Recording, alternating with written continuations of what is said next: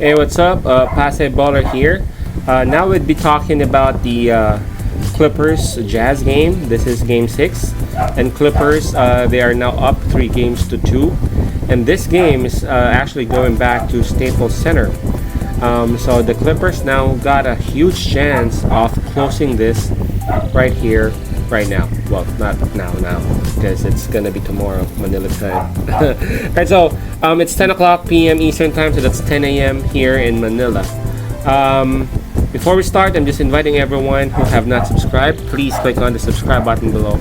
Also include the bell logo so that automatically you guys will be notified in any case there will be new uploaded videos.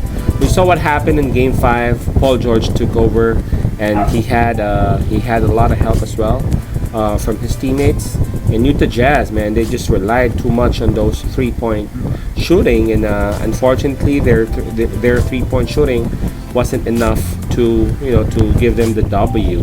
And now they are actually on the verge of losing this because again, this game would be held in Staples Center.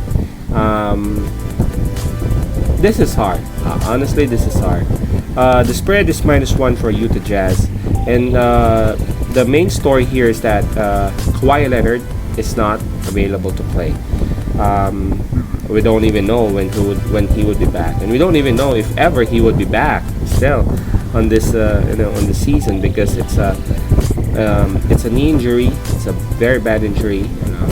My hopes go up for Kawhi. I hope he recovers soon. And I know they got Paul George still. They got Rondo, they got Zubac, they got Reggie Jackson. They got a lot of players, but would they be enough? Would they be enough to actually take down or nail this Utah Jazz team? That's the question. And again, Utah Jazz is having the minus, even though the game would be held in the Clippers. It's -1 for Utah Jazz. I'm gonna just make this one quick. I mean, I got a lot of respect with what Paul George did. He took over. I guess he scored 37 points on that. I also have a lot of respect with Donovan Mitchell. I know he's hurt, but he is still playing, and he is still delivering. If you know what I mean. But for this particular game, and I'm talking about Game 6, I'm pretty sure that the Utah Jazz would make some adjustments. They would actually be perhaps doubling Paul George, and it's up to Paul George to make those adjustments, whether he would actually try to force it or he would try to swing it or look for the open man, which is not that easy. All right, especially if it's Utah Jazz, because Utah Jazz is one of the best defensive teams in the league. For this one, I'm looking at this game to go to Game 7, just like as I said, even though way back in Game 1, and that's what I'm rooting at right now. I'm gonna be choosing Utah Jazz -1 on this. I think Clippers did very well on Game 5, but I don't think there would not be a repeat, because the Utah Jazz would just go out there and would give their all and force this into Game 7. Knowing Donovan Mitchell, man, he gives his all, literally.